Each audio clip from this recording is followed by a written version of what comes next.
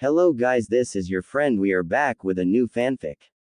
Which is what if Kushina Seal clan's power inside Naruto council bashing.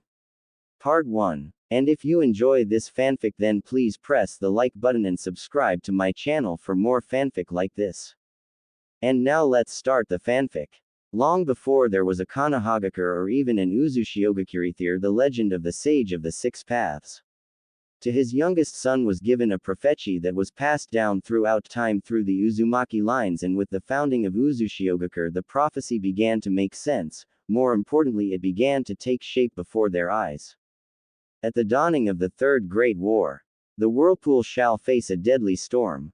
3 rivals shall fight as one to see all our work undone. To weather this storm must we pay the cost. To all concerned we must be lost. None shall know no matter the cost. The second in line will light the way. But first she must be cast away. In the land of leaves our fate resides. An honored past which darkness hides. When the son of she who has long been lost returns to our hallowed shores, his blood will open up a forgotten door. And that thought lost she wake once more. Deep within the city of Uzushiogakure, a young Kushina Uzumaki lies asleep in preparation for a long journey to visit her aunt Mito Uzumaki, the wife of Hashirama Senju of Konohagakure. Little did she know this would soon lose most of her family. As she slept, an older man and woman stood at her bedside watching over her. "Are you sure we are doing the right thing, dear?" the woman asks her husband. "Yes, my love, it is the only chance we have. She will not know the burden that she will soon bear, and the seal that has been placed will not reveal itself until the end. If all goes as we hope, she will be safe from what's to come and the prophecy will come to fruition," he husband answers her. "But to place such a burden on one so young," she replies. He places his hand on her shoulder to comfort her before he replies, "Mito will keep her safe, and the Hokage is an honorable man. He will be given the only copy of the prophecy so that when the time comes they will know what to do. I can only hope we are doing the right thing for her future, and that she doesn't hate us when the time comes," was her only reply. She is the daughter of the Uzukage, and the future Jinchuriki of the Kyubi no Yoko. She will make us both proud, and when the time comes she will understand the choices we must make in the coming days, he tells her, shaking his head slowly. "So it's confirmed then, is it? They are making preparations to attack us?" she asked fearfully. "Yes, my dear, but we are making our preparations as well, and if all goes well they will never know the truth of our plans. Worry not, my dear, let us retire and let her dream in peace," he told his wife as they left the room quietly. 23 years later, outside Konohagakure, Kushina Uzumaki and Minato Namikaze stand in front of the stone altar that holds their newborn son impaled by the claw of the Kyubi as it struggled to prevent itself from being sealed once again. While the eyes of the village's Anbu and Hiruzen Sarutobi lay on the dying couple and the sacrifice they were making, none saw the tear fall from the face of the Kyubi as it looked upon the scene it had wrought.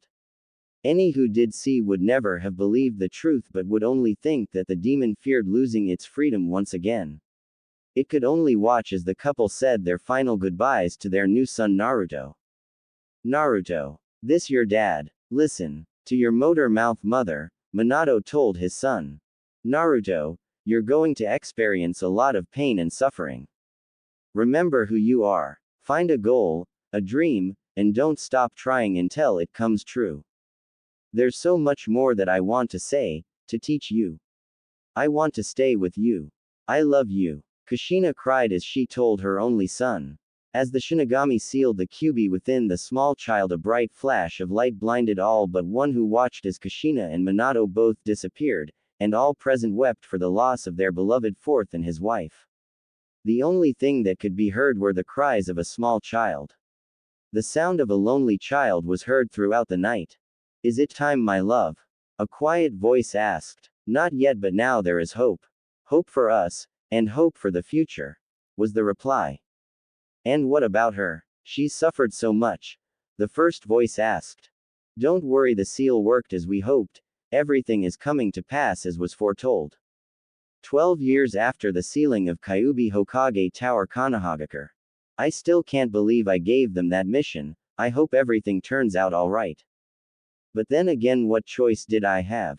Sarutobi Hiruzen thought to himself 3 days after assigning Team 7 to the escort mission to Wave.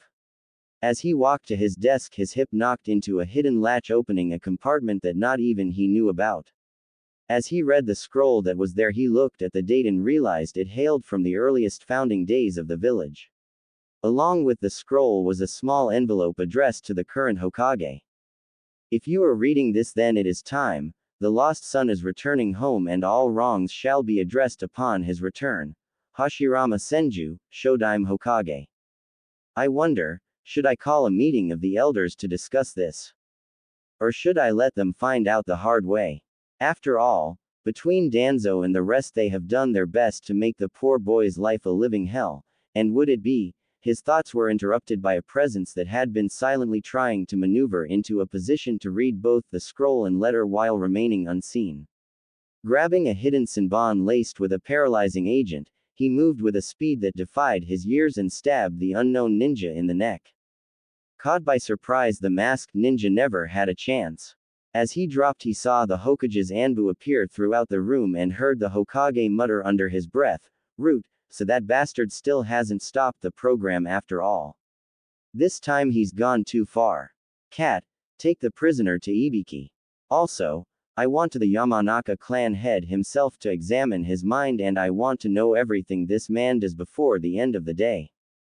"Yes, sir, at once," was the reply he got as Cat grabbed the root agent and disappeared. "That settles it. Those bastards have dug their own graves and deserve every bit of what happens to them. It's time I reminded both the elders and the damned lazy civilian council why I am called the Shinobi no Kami. And that's a lesson that's been too long in coming. Hurry back, Kakashi, and bring Naruto home safe. It's long past time these bastards learned the truth of who they have been wronging all these years, and if all goes well you'll be bringing a new friend or two along with you," thought Hiruzen as he calmed himself. After all, it would never do to show his hand too soon and give his enemies a chance to cover their actions once more. 4 days later, near the outskirts of the ruins of Uzushiogakure, Naruto stumbled through the forest, lost, confused, and alone. His conversation with the young girl had him pondering who it was that he considered his precious people. Who am I fighting for? Myself, or those that care for me? But I'm the demon container, who cares what happens to me? Let's see, the only real friends I have are the old man Ichiraku and Ayame, then there's Gigi, and the friends I have from class. Come to think of it, who among them is really a friend?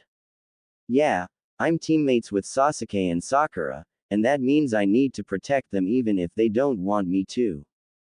Then there's Team 8. I may fight Kiba, but it's never been personal, more like a rivalry. Bug Boy and I really don't talk, then again he really doesn't talk to anyone. Hinata. There's something about her, every time I see her and talk to her she turns really red and faints, but then I've never heard her say anything bad about me. Ever, and she's always been nice to me, so yeah, I guess I can say she's a friend. Team 10. Ino is a fangirl, but she's not as prone to beat the crap out of me at the drop of a hat like Sakura is. Shikamaru and Choji. Yeah, there's nothing that needs to be said, they've been my friends since the academy. So yeah, I do have precious people. So lost in his thoughts was Naruto that he never saw the log that he tripped over or the river waterfall that fell into, then went over. Tossed around, and bouncing off rocks, he came to rest unconscious on the banks of a ruined city. The blood from an open cut on his forehead splashed on the ground, and unbeknownst to him a bright flash of light covered the entire area. My God, what happened to him? A young woman shouted. He looks like he came over the falls the hard way, dear. Don't worry, he's already healing. An older man told her. But he looks like he's been through hell. What is he doing here in the first place, father? The woman asks. My dearest daughter, it's time you know the truth about what happened. Bring the boy, we'll make sure he's okay, and then both you and he will be taking a little trip. I can't tell you everything that has happened to him, as that's his story to tell. However, Kushina, you and your son have a long road ahead of you. My son. It can't be. Naruto is just a baby. I've only been here a couple months. There is no way that this can be him. It's not possible. I was only in the hospital a month and have been waiting to be cleared to travel home to take care of my son. Kushina shouted. Yes, dear, it has only been a couple months for you, but to the rest of the world it has been 13 years. Come with me, Kushina, there's much that you need to learn. And it won't be long before he wakes up. By then both you and he need to be far enough away from here that he can make it back to his team on his own, her father told her. Alone? She said with an ominous tone. Yes, Kushina, alone at least as far as he knows until the time to show yourself to his sensei comes. Don't give me that look, you'll be there when he wakes up and you'll point him in the right direction. Then you'll observe from a distance. Also, while he's asleep, do you sense anything different from the boy other than the Kyuubi being inside him? Kushina was asked. Now that you mention it, yes, let me see. Oh hell no. Whoever did this to my son is dead. How in the hell could Hiruzen allow this to happen? Kushina shouted. Dad, can it be undone without hurting him? She asked her father worriedly. Yes, dear, your mother and I suspected that someone might have tried this in order to control him or even you. Thankfully you didn't have this issue, but the seals that have been placed to limit his growth both mentally and physically can be removed without harming him. Also, judging by the chakra signature on the seals, they weren't done by either Hiruzen or Jiraiya, which means someone else is responsible. Find whoever did this to Naruto, and why, then punish them. That's not a request by your father, that's an order by the Uzukage, which not even the Hokage will object to. Matter of fact, we might be doing him a favor. By the time he wakes up, my grandson will see the world clearly for the first time. Hiroko Uzumaki, the Nadaime Uzukage, told his daughter. Now let's go take care of my grandson and get you caught up on what the world thinks happened to both you and all of us. 8 hours later, on the riverbank near the clearing where Naruto met Haku. What the hell happened to me? And why the hell do I feel like I just went 12 rounds with Kakashi-sensei? Naruto grumbled as he woke up. Then without warning he felt a hand on his forehead and jumped back in a defensive crouch. Who the hell are you and why are you touching me? Naruto demanded as he looked at the red-haired woman who had apparently been watching him while he was out. Oh, what the hell was that for? He shouted as said woman punched him on the top of his head straight into the ground. Well, if you must know, little boy, that is for you being ungrateful to the woman who pulled your carcass out of the river before you drowned to death. Kushina answered him, with a smirk. Don't they teach manners in Konoha anymore, you little brat? Okay, no need to beat the crap out of me. After the week I've had, I'm a little jumpy, so thanks lady, guess I owe ya one, and by the way, how'd you know I was from? Oh wait, the headband done, never mind. Anyway, thanks for pulling me out of the river, but I've got to get back to my team. If you make it to wave, look me up and I'll repay you. Bye. He shouted as he ran off. I bet he didn't even realize how easy it was to figure out my question before he stopped himself. Those bastards have a lot to answer for, but for now I'll do as Dad asked and watch from a distance, but if anyone tries to harm my son, so help me, it'll be the last thing I do. Kushina thought as she followed her son back to the rest of his team. 3 days later at the Battle of the Bridge. He's stronger than I thought he'd be, even with everything those seals had done to him. Kushina thought as she watched her son battle with the young girl he'd called Haku. She'd had a hard time not smacking the pink-haired harpy as she'd watched Naruto interact with his team. Add to that the urge to beat some sense into the spoiled, self-centered little bastard that turned out to be Makoto's youngest son. I swear something must have happened to Makoto, because there is no way in hell she'd let her son turn into a pompous, self-centered, arrogant like this. I'm gonna have to knock that put of the boy for his own good. Makoto, is it bad that I think you'd approve wholeheartedly? Definitely a thorough beating, Kushina thought as she watched Naruto activate the Kyuubi's chakra to end the fight. Over the past few days, Kushina had watched both her son's team and the tandem of Haku, Zabuza, whom she had determined would be the ones fighting her son, by use of shadow clones. Her shadow clones had even uncovered the impending betrayal by that bastard Gato. That she had sworn to herself would not happen. especially after she had uncovered the father-daughter relationship between the pair. Kushina shook her head to clear her thoughts as both the fights involving Naruto and Kakashi were about to end with Haku moving to intercept Kakashi's Raikari meant for Zabuza. Not on my watch. Kushina thought angrily as she used her chakra chains to stop Haku, Zabuza, Naruto and Kakashi in mid-movement before the fatal blow could be struck. That's enough of that, all of you, Kushina stated as she calmly walked onto the bridge. It can't be, Kakashi shouted. You've been. Not another word Hatake Kakashi. Kushina shouted. At least not yet, young man. Right now we have a more pressing issue, namely that bastard Gato is here and plans to double-cross you Zabuza, and the plans he has for young Haku here are not pleasant. Something about slavery. Kushina told both men with a hateful smile as they watched Gato and his men climb onto the bridge. Well, looks like the great demon of the mist is nothing more than a pathetic weakling. Glad I never planned to pay your worthless anyways, and dear little Haku, I have several buyers lined up for you, young lady. Boys, you know the drill, kill the men, and as for the women, make sure that they're broken in properly, it'd never do to sell inexperienced slaves. Gato leered as he mocked the two nuke nins. So Zabuza, normally I'd slaughter the lot of them just on principle, but you have a larger beef, so go get him, Kushina told Zabuza as she placed a seal on him and released him. Not to look a gift horse in the mouth, but how the hell do I have so much chakra? I was almost completely out and couldn't even use my hands. Zabuza asked, slightly confused. Never doubt the power of seals, Dadbeo. Kushina answered. Now either you go get those bastards or I do, doesn't matter to me, but if you make me do it, it'll cost you. Kushina said darkly as her chakra chain claws started snapping menacingly near his groin. No need to push, these bastards are mine. Zabuza paled visibly at the implied threat as he activated the hidden mist jutsu, and commenced the slaughter. Oh, and Kakashi. We need to talk.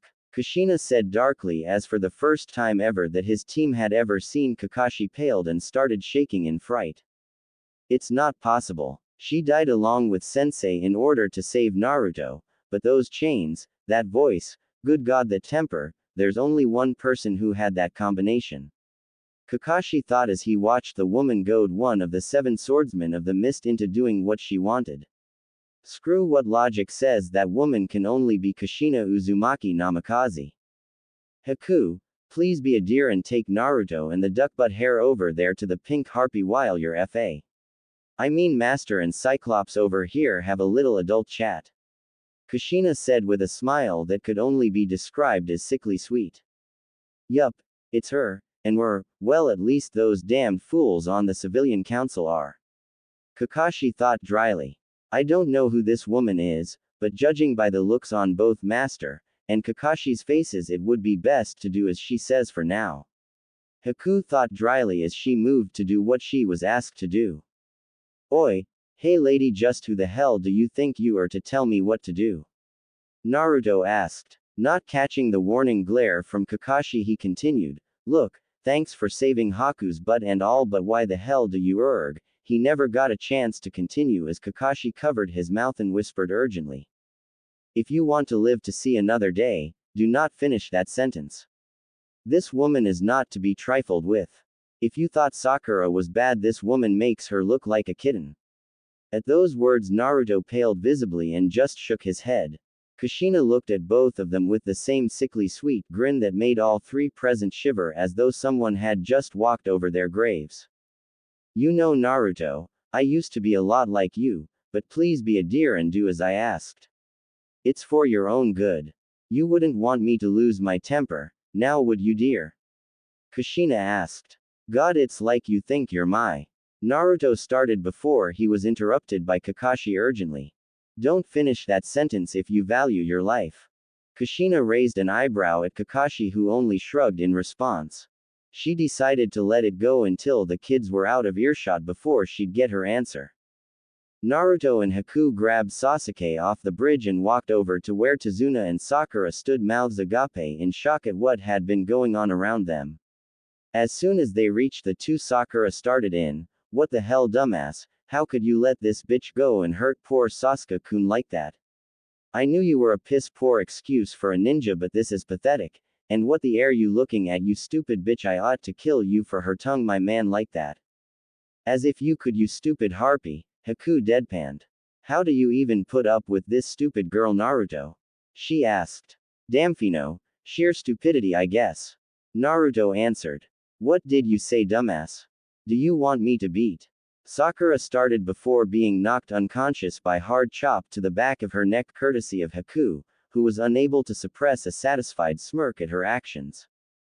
Thank you, Haku, said Naruto. My pleasure, responded Haku.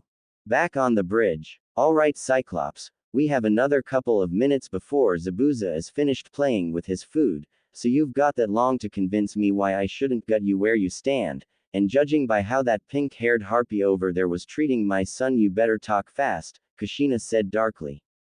So it really is you, Kushina? Kakashi asked. What the do you think? Tick-tock, running out of time and patience here, Cyclops. Before you ask, no, Minato isn't with me, Kushina answered sadly.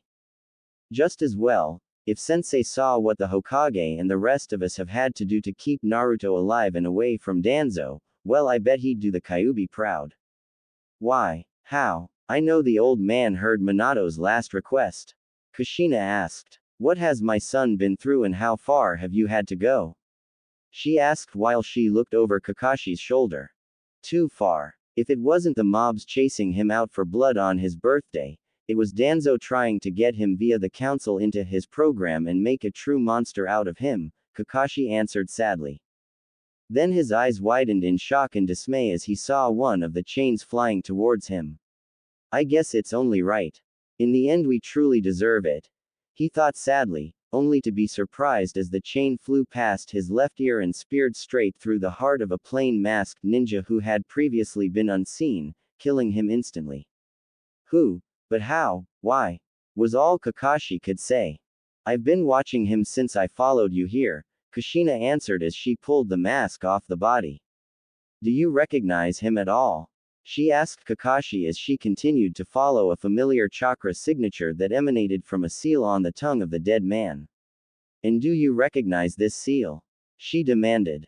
No, I don't, and if I had to guess, he's a root agent, which can only mean one thing.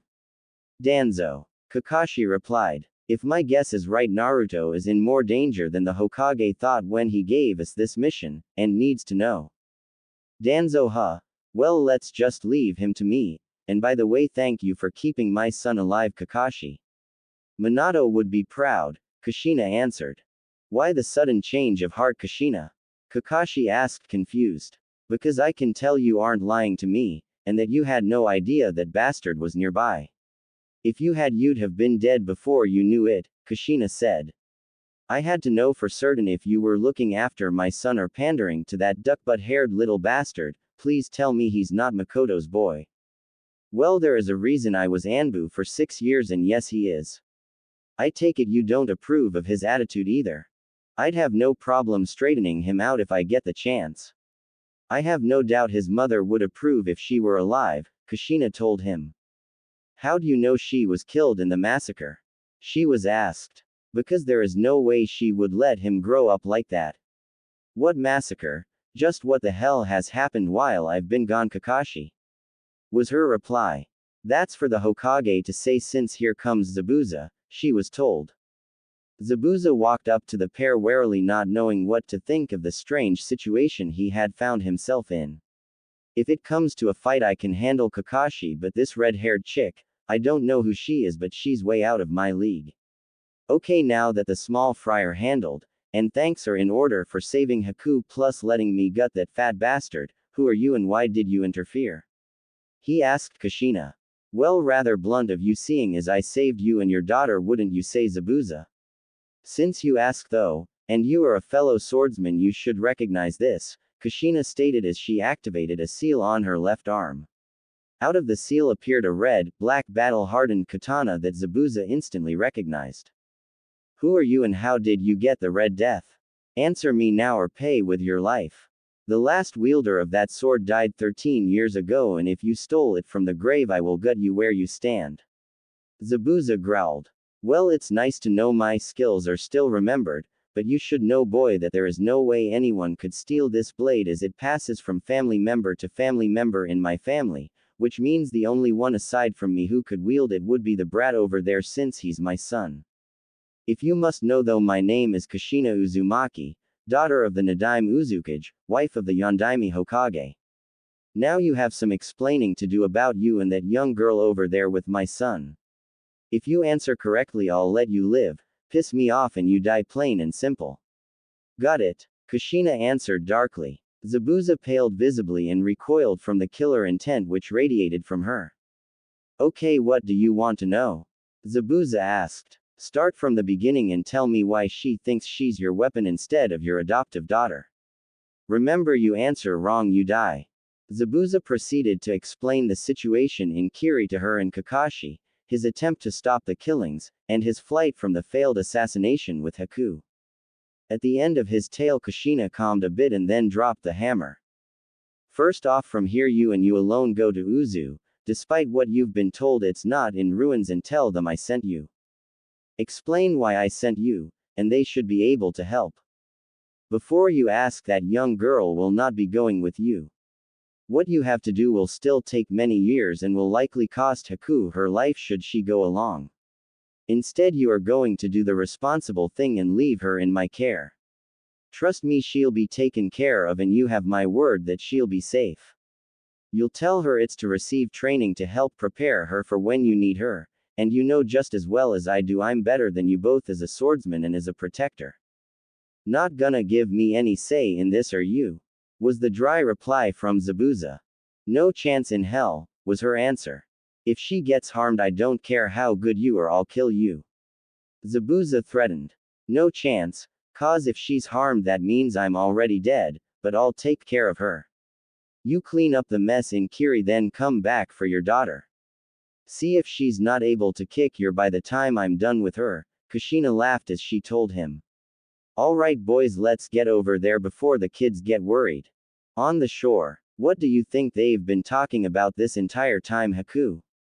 Naruto asked. How do you put it, Naruto? Damfino, I believe. She answered as he laughed. Well, no matter, looks like they're headed this way. At this point, Sakura started to come around, and was gathering up her voice so she could really let Naruto have it, only to be knocked out once again by Haku before she could even begin. Again, thanks. Naruto laughed as he told Haku. That was more for me than you. Cause my ears couldn't handle that shrieking anymore. You don't think I did permanent damage, do you? Haku tried to keep from laughing as she asked, but couldn't any longer after she heard Naruto's one-word response. Damfika. They just watched as the three adults came up to them, and then Naruto stepped aside and Zabuza knelt in front of his adoptive daughter. Haku, listen to me. I know I've treated you as a weapon, but it was to try and prepare you for a task that I've known was my responsibility. No, don't talk, just listen. You are as close to a daughter as a monster like me could ever have, and I'm prouder of you than you will ever know. Right now I have to do what's best for you, and that's not going with me. It's going with Kakashi and his brats. The red-haired demon. Ouch, damn it, woman, you know it's true. Will take care of you and train you until I'm ready to return to you. Until then, grow strong, and I expect you to surpass M. Zabuza tried to keep his composure while talking to Haku, but when she lunged forward to hug him, he couldn't keep the tears off his face. Don't worry, I'll be back. You just be ready for when I get back. Take care of her, was the last thing he said as he disappeared in a mix of wind and mist. Farewell, father, was all Haku could say as she sobbed into Naruto's shoulder. Now what? Naruto asked Kakashi. Now, Naruto, there's someone who you need to meet properly. Say hello to Kushina Uzumaki. Kakashi told him with a slight grin. Uzumaki? That's the same last name as. He started to say. Yes, Naruto, it's the same last name as you, and why shouldn't it be? After all, I am your mother. I know, was all Naruto said in return. Both adults stood their mouths agape stunned before Kakashi finally managed put words to the thoughts that were running through his head. What do you mean you know? He shouted. There's no possible way you could know, hell, she just told me, so how in the hell can you just stand there and tell me that you know? Kakashi asked. Okay, just what the hell is going on here? First we have Kushina's return from the grave, and now we have Naruto claiming that he's known who his mother was. I think I know what he's talking about, Kakashi, but I need to be sure. Naruto, you did something when you bent over to pick up Duck Butt over there, didn't you? Kushina asked softly. Something to make sure that your sensei would have backup in case he needed it, didn't you? Yeah, you guessed it. I popped a shadow clone and had it henge into a rock while you both were paying attention to Zabuza's slaughter fest. I'm still a little fuzzy on how I know what it heard, but I caught everything up to you killing that guy that was hidden behind Kakashi sensei. Your chain kinda dispelled it, and after I realized what I'd heard, I kinda thought it'd be best to hear the rest from you two in person. Naruto explained. It's weird how I never really noticed any memories coming from the clones before, but then I don't think I've ever really been paying attention too much either. Kushina looked at her son as he tried to work through what he'd just learned and then looked over at Kakashi sternly. Kakashi, you mean to tell me that you never bothered to tell him the side effects and benefits of using the shadow clone jutsu? How long has it been since they've graduated? Kakashi paled a little and then started scratching the back of his head sheepishly. It's been about a month and a half, but I honestly thought the Hokage would have told him about the effects. That or he'd have noticed them himself the way he spams them during training. You are so lucky you didn't know about what had been placed on him. If you did so, help me, I'll rip you in two before you can even scream, Kushina threatened. Alright, that's enough. It's bad enough I have my own damn teammates trying to belittle or beat the shit out of me. I don't need my mom and my sensei trying to hide shit from me and kill each other. Naruto shouted as he stormed off. Haku looked at the two adults for a moment before she quietly followed after him. Baby, Kushina started as she tried to go to him. Kakashi stopped her, shaking his head. Give him a little time, Kushina. It's true we've all done wrong by him, but he is a very forgiving child. I know I've looked after him as both an Anbu guard, as his sensei, and as a surrogate big brother, even if he didn't know I was doing so. You have no idea how hard I tried. Makoto and Hanabira Hyuga, your old teammates, tried to adopt him only to be stopped by the civilian council and the elders. You have no idea how hard the Hokage has had to fight to keep him out of Danzo's hands. Unfortunately, if what you've told me is true, even that wasn't fully successful. Just give him some time to process what he's learned today and then go to him. Before you do, though, I need to know what was done to him, and can it be fixed, Kakashi said. His worry for Naruto helped him weather Kushina's glare at him for stopping her before she looked off at shoreline where her son was sitting being comforted by a girl he'd only met a few days before. You win, Kakashi. This time I'll give him a little space, but before I tell you what we found. Yes, you didn't think. That's right, you don't know yet. There's a lot that's been going on in Uzu. The city wasn't destroyed, but has been sealed in a separate dimension until Naruto's blood released it since the war, Kushina explained. I'm not alone and neither is he, not anymore, but by the time those bastards that hurt him figure it out, it'll be far too late, Kushina growled. Overall, my father found a total of 14 completed seals and 6 failed seals on Naruto. Each limb had 2 apiece. 1 to stunt growth and 1 to reduce strength. His chest, stomach, and head each had both seals, plus his head had 2 extra to reduce his intelligence and 1 that looked like it was trying to block natural affinity. The failed seals would have limited him to the point of being nothing more than a mindless weapon completely loyal to whomever placed the seals. It's a damned good thing that whoever tried to place the seals underestimated both Kurama and the Uzumaki blood in his veins. Remind me to thank the fuzz ball when I get the chance, Kushina explained. What was he like before you got here? Well, first off, he's been loud, brash, obnoxious, and wants nothing more than to be Hokage. The seals you've explained would explain how he got that way personality-wise, but believe it or not, that boy has been able to take one of your old titles from you. Kakashi said rather proudly. Which one? Should I be concerned? Kushina asked nervously. Prank King of Konoha. He even snuck into Anbu headquarters, planted multiple paint bombs, painted the Hokage monument and avoided all attempts at capture for over 8 hours. Hell, even I couldn't find him, and I know all his hiding places, Kakashi said with a hint of pride. Then he thought for a moment, if those seals were as potent as you say, then what's he gonna be like now that they're gone? Well, you've already seen the early effects of his intelligence seal being removed, but if what Dad told me is true, then by the end of the month he'll be taller, likely normal height for his age, but the seals limited him to 20% intelligence and 40% speed, strength. Now that they're removed, well, he's gonna be about as fast and strong as I was at that age, Kaka-kun, Kushina explained. All the more reason that it's good to have you back, Kushina. Heaven help anyone who gets in his way now, but at least someone can rein him in. You will be reining him in, right? Kakashi asked with a hint of trepidation. To a point, I'll keep him in line attitude-wise, and I doubt he'll go overboard, but the crap his so-called teammates have put him through ends now. Before we leave here, I'm gonna explain what being in Uzumaki entails, and we'll start on him learning what his father would have taught him before now. Kushina looked for any hint of argument from Kakashi, and seeing none, continued. Also, now that the seals are gone, I need to see what affinities he has.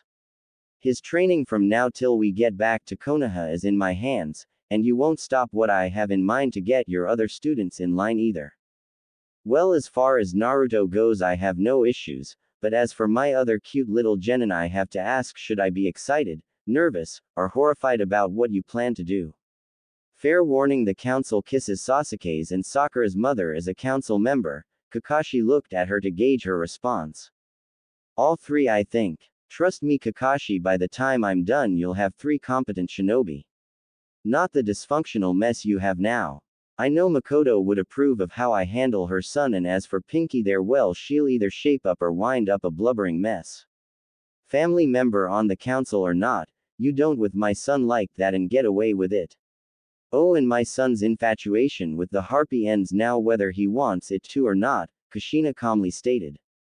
In the Hyuga compound in Konoha, Hinata suddenly perked up with a giant smile in the middle of her mother's garden, and for some reason the only thing she could think was, now's my chance, when he gets back I'll tell him everything. For the rest of the day Hinata went about her tasks with renewed vigor, showing newfound confidence, much to the delight of her father and the dismay of her younger sister. Back in Wave, Kakashi paled a little as he thought of the methods she might use. As long as they come back alive, that's what matters, but I'll be damned if I'm gonna try and stop her, he thought. With Naruto, I can't believe this shit. We saved the bridge, beat Gato, saved Haku, I meet my mother, and it seems like the more shit I find out today the more confusing it gets, Naruto told Haku as she ran up to him.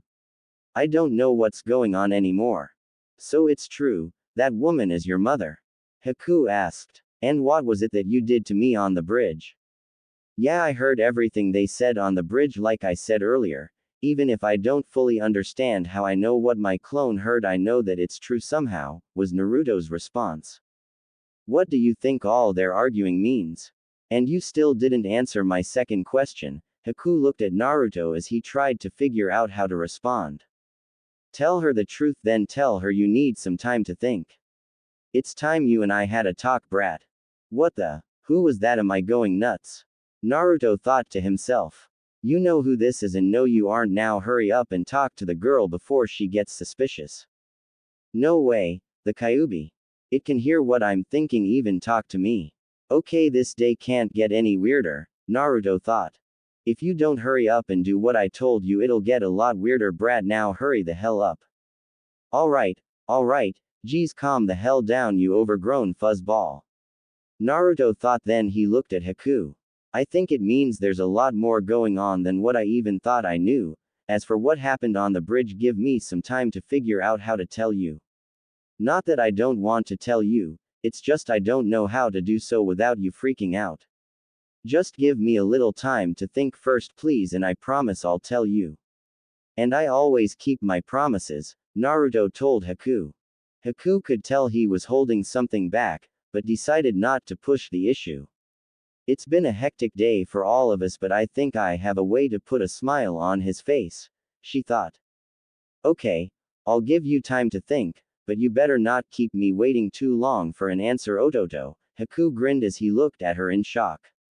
You heard what Zabuza told me. I'm gonna be living with you and your mom, so you just gained a big sister, and I just gained a little brother. Get used to it, Ototo, ha ha ha. I mean wow, I really don't know what to say, but thanks Haku Oni-san. I think I could get used to this. I won't be too long, and really thanks, Naruto said as he returned the favor of shocking Haku by giving her a hug before he walked away. That brat, he's right about one thing though, I can get used to this too. Haku thought to herself as she watched him walk away. With Kakashi, Kushina, and the rest of Team 7. Looks like they're coming too, Kushina. Why don't you stand over there for a moment while I talk to them? Kakashi said while giving her an eye smile. Fine with me, Kaka-kun, but remember, when I step in you stay out of it. It's time these two learn what pissing off Kushina Uzumaki entails, Kushina said with an evil grin as she walked behind the building wall just out of sight of the kids. Sasuke was the first to wake up and did so with a groan before he shot up into a defensive stance. What happened? Where's the hunter Nin and the Dobi? What's happened and how long was I out, Kakashi? Hurry up and tell me, he demanded. First off, it's Kakashi-sensei. Me Junin you Genin. You answer to me, not the other way around, Kakashi growled, startling Sasuke. Second, you got knocked out before Naruto beat the hunter Nin. What? There's no way the Dobi beat the hunter. If I couldn't do it, there's no way he could. Sasuke shouted. Watch your tone, boy, are you calling me a liar? Kakashi shouted in return, scaring Sasuke and startling Sakura awake. What the? Where's the baka and that damned bitch that knocked me out? I'll kill them both. She shouted. Enough, both of you sit down and shut up. Kakashi yelled, causing both Genin to do exactly as he said.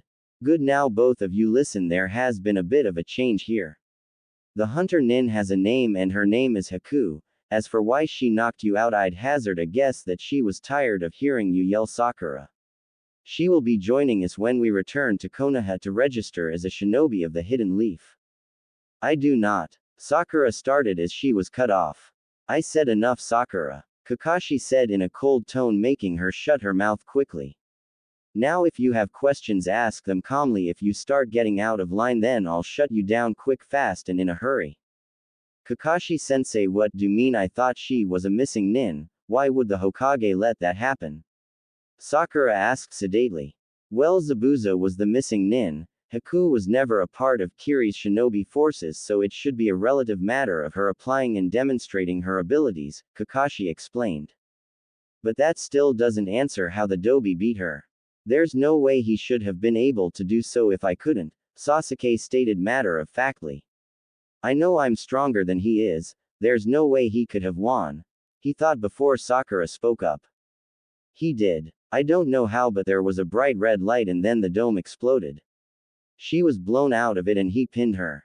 Then she tried to jump in between Kakashi-sensei and Zabuza only to have some strange red-haired woman stop everyone cold. Who was she and what gave her the right to jump in like that, Kakashi-sensei? Sakura asked as Sasuke stared, stunned by what she had told him. All I can say is she's someone close to Naruto and she stopped us before a grave mistake could be made. Gato planned to betray Zabuza and kill whoever was left from the fight. She stepped in to give us all a chance to put an end to him. Afterwards, Zabuza agreed to have Haku join her with us as we return home, Kakashi said as he watched Kushina silently move behind the two, a sinister smirk evident on her face as she plotted how to make her son's teammates suffer. What? Why would anyone be close to that stupid baka? He's an orphan with no family, and no clan to claim, unlike Sasuke-kun. Who would want to be close to him? All he does is. Sakura stopped as she felt a massive amount of killing intent from directly behind her, enough to make Zabuza's feel like a nice, gentle summer breeze. She and Sasuke slowly turned around to see Kushina standing behind them with her hair fanned out like a giant red flame and chains whipping around angrily. Kakashi suppressed a smile as he looked at both Genin, turning white with fear. Alright, my cute little Genin, I was gonna do this nicely, but looks like you stuck your foot in your mouths. Allow me to introduce you to Kushina Uzumaki, he said slowly. Uzumaki, as in the Dobi. Sasuke asked slowly. What is she, a cousin or aunt or something? Try his mother, came a cold response from Kushina. No way, he's an orphan, and a hooligan. Everyone knows that. And Kushina Uzumaki died 13 years ago on the night of the Kyuubi attack. I've studied about her, Sakura said. Make no mistake, she is who she says, and since you've studied her, why don't you tell Sasuke what she's known as? Kakashi replied while trying very hard not to laugh. The red-hot habanero wielder of the katana Red Death. Second only to the Yondaime Hokage as a hero of the Third Ninja World War. Oh, you mean this katana? Kushina asked as she unsealed the Red Death. Kakashi, you can go. It's high past time I got acquainted with my son's teammates. Kakashi nodded as he walked away and then gave up the battle to contain his chuckles as he heard the screams from his team. I hope she doesn't hurt them too much, but maybe it'll do them some good, he thought as he met up with the rest of the villagers. With Naruto in the mindscape. Okay, I'm here, what do you want, you damned fox? Naruto said as he came to a large set of bars with the kanji for seal on it. It's about damn time you got your down here, brat, Kurama told him. Why do you want to talk to me? Last time I saw you were trying to kill me, then when you couldn't you tried to get me to release you, Naruto said. Personally, I would have reversed the order, because it would be easier to convince someone you didn't just try to kill to do you a favor, but that's just me. Well, I thought honestly that you wouldn't mind getting a little revenge. Hell, after all you village put you through, I figured you'd want payback. But I want you to do something for me. A favor, if you will. When you talk to your mother, tell her Kurama needs to know what happened. Nothing more, nothing less. And before you ask why, you should think of it as your way of repaying you for keeping you alive for all these years, Kit. Now get out of here and remember what I said. Kurama, who's? Naruto started to ask before he was thrown out of his mindscape. Kit's got a lot to learn and a long way to go, but with her back I don't know how or why, but soon. I have to know what happened. I thought she died with him. Hurry up and get her here, Kit, the great fox thought as he laid back down. I really need some answers here, and it's getting dark, so I guess it's time to face the music, Naruto thought as he headed back to the rest of the group. Along the way he met back up with Haku, who was silently waiting for him on the shoreline, and quietly they headed to where the rest of the team waited. The sight that met them upon arriving was one of chaos, with Sakura and Sasuke running and hiding behind anything solid that was large enough to conceal them, both of them in fear for their lives, while Kushina slowly stalked towards them with a malicious gleam in her eyes and using her chains to remove the obstructions and crushing them. Then the whole process would repeat, only with the fear from both Sakura and Sasuke increasing as the serviceable cover was becoming more and more scarce. Naruto, being Naruto, got a malicious grin of his own and took out a camera to take a few snapshots of the pair, knowing he would not get much better blackmail material for a while. The most priceless picture he got was when he had to make a shadow clone to toss the camera to, so he could get the picture of them hiding behind him next. Dobi, call her off, for the love of God, call her off. Sasuke whispered. She's gonna kill us, call your crazy mom off back. I mean Naruto, please. Sakura begged, her hands clenched together in the begging form. I don't know, I just can't buy entertainment like this, Naruto said as he pretended to think. We'll treat you to ramen when we get back.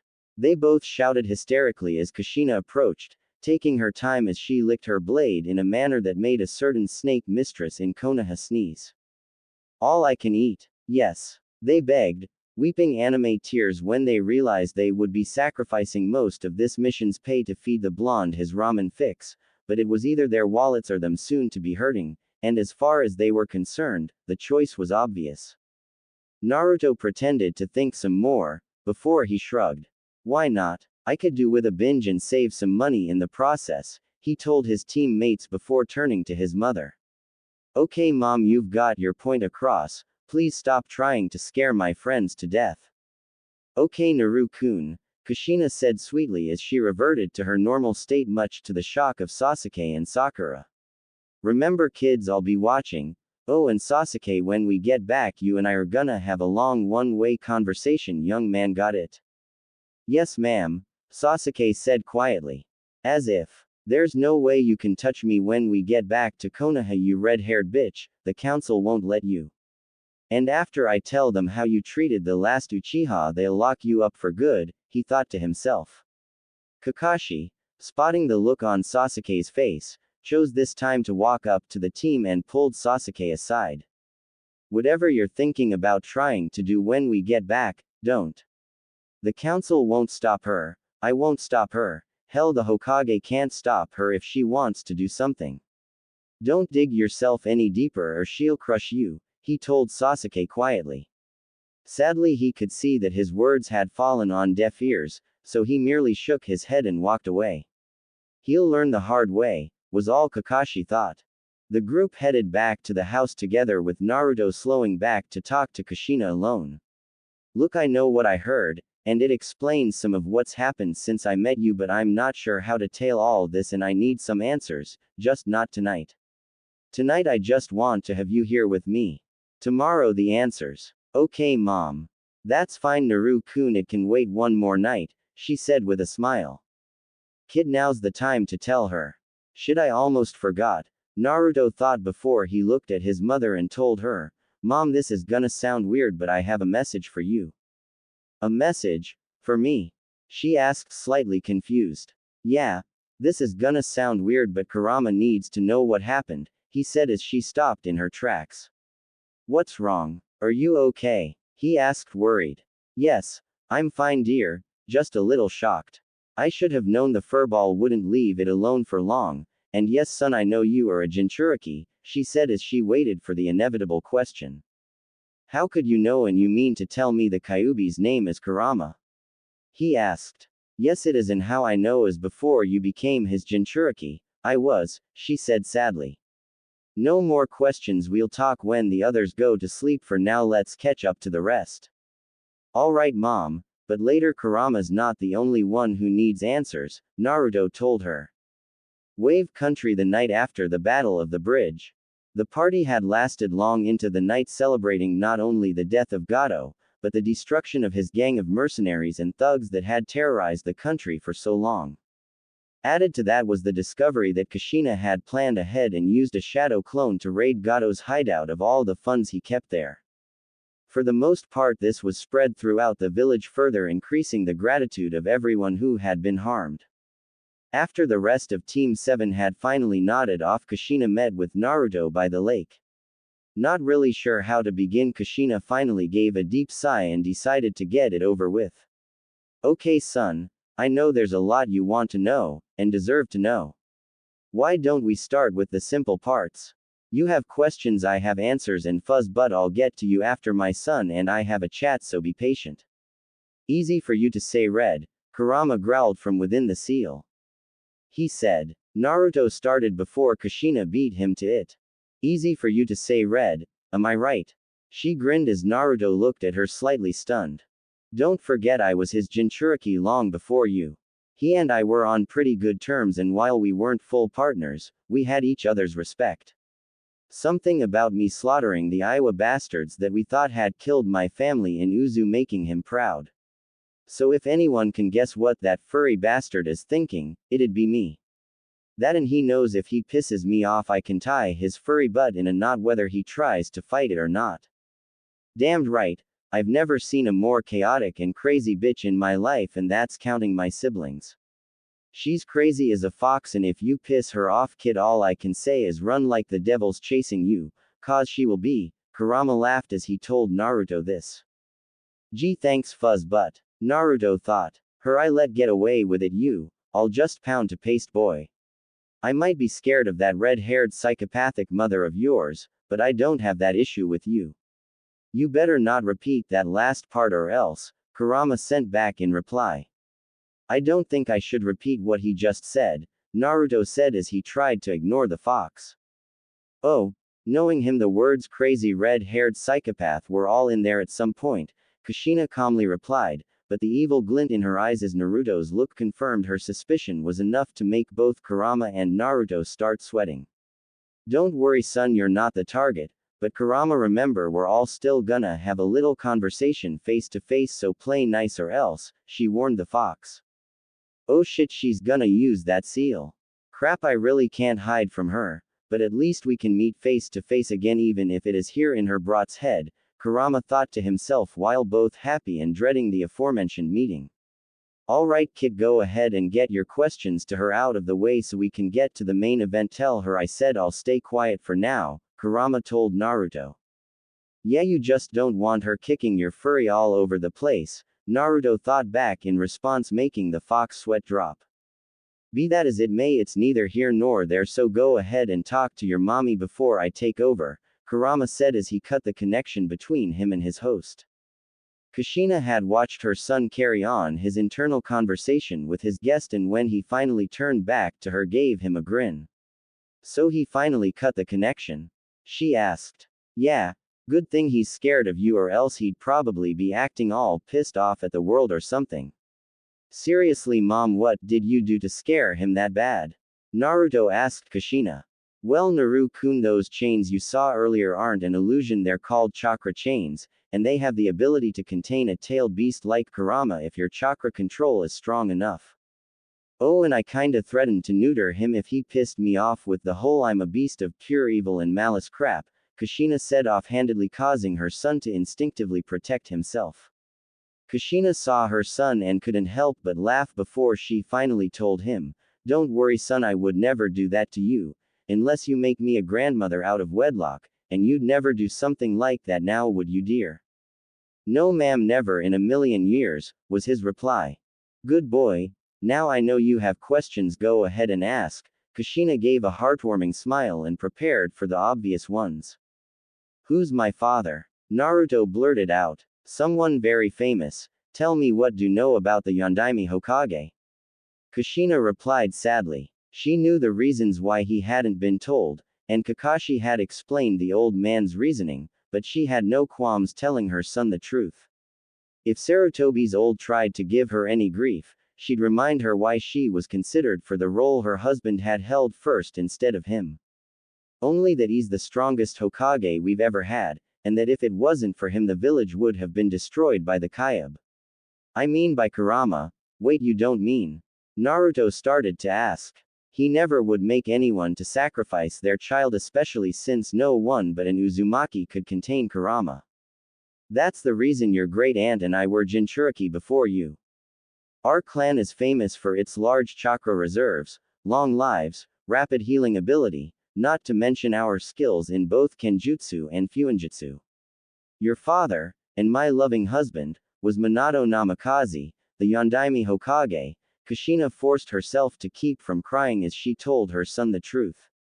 Just the memory of the man she'd loved and lost tore at her, but the sight of her young son, nearly the younger version of her lost husband, helped her hold it together. But why was I never told? If that's true, why'd Gigi hide the truth from me? Naruto asked, stunned at the truth. Why did I never see it? I mean, the truth stared me almost every day, he thought to himself. Because of the enemies your father and I made. If Kuma or Iwa caught wind of who you were, they'd have stopped at nothing to kill you in revenge for what your father and I did during the Third War, and at that point there's no way he could have protected you with both your father and I gone, was all Kushina could tell him. I know I'm going to hate myself for asking this, but what has your life been like all this time? Kushina asked, and for the next hour she was right as Naruto told her of how the civilians treated him, the beatings, and the mobs. He also told her of the small acts of kindness by certain clans and civilians, the little gifts he had found on his birthdays. All strangely frog-themed, the relationship he had with the Hokage, and how many members of Anbu had gone out of their way to protect him. As he did so, he recalled the actions and voice of Dog, one of his favorite Anbu. The more he thought about it, the more he was certain he'd seen it before. He continued through telling his mother about the academy, the failed genin tests, and the incident with Mizuki. As he described his team placement, the clues clicked. Kakashi-sensei as Dog, he suddenly shouted. As in the Anbu who protected you? Kushina asked. Naruto nodded. Well, it makes sense. Minato was like a father to him as well as being his sensei, and if things hadn't happened the way they did, he'd have been something like an older brother to you, Kushina told him. Wait, so dad was Kakashi sensei's sensei? Naruto asked, surprised at how easily the concept came to him. I guess that explains what he was talking about on the bridge about trying to adopt me. How do I even know that? Naruto asked. Side effect of the shadow clone jutsu, you retain all knowledge and skills that your clones gain minus physical training. You can gain muscle control from it but not the muscle. I'm guessing that removing the seals that were hindering you allowed you to finally realize that side effect. That little jutsu is going to be your best friend. By the time we get back home, that dead last crap will be a thing of the past, cause from now until we get back I'm gonna drill you till you drop, pick you up and drill you some more, she said with an evil grin. Bring it. Anything you can dish out, I can take. I never back down from a challenge, came the confident response. What seals though? I mean the ones you said were hindering me, Naruto asked. Well, you saw the ninja that I took out at the same time I got your clone, right? Kushina asked. He nodded affirmative. They belong to a secret offshoot of the Anbu known as Root. It's run by an elder named Danzo Shimura, and it's something your father and I knew about while he was Hokage. It appears that at some time during your early life he managed to get a hold of you and place several seals on you to limit your growth, strength, intelligence, and your connection to your elemental affinity. These were meant to keep you under control until he could make you disappear into his organization as a weapon, at which point he'd likely have removed your seals slowly to make you think your improvement was all thanks to his training keeping you loyalty to him, Kushina explained. He'll learn his error when we get back, and you will leave him to me. No arguments, no excuses, she growled, and he wasn't about to argue with her. He did, however, ask her one last question, and it's the one she'd expected to be the first one he asked. Where have you been for the last 13 years? For me to answer that, I need to activate a seal called the Mindscape Merger Seal. This will allow me to enter your mindscape where Kurama resides, as this affects him too. I know you're a little nervous about that, but trust me, okay, Naru-kun? Kushina asked him. He nodded slowly and then held still as she placed the seal on his forehead and silently said, activate. Kurama woke up as he felt two presences near his cage. He had been surprised at the way the mindscape around him had been changing from a dank sewer into a massive castle.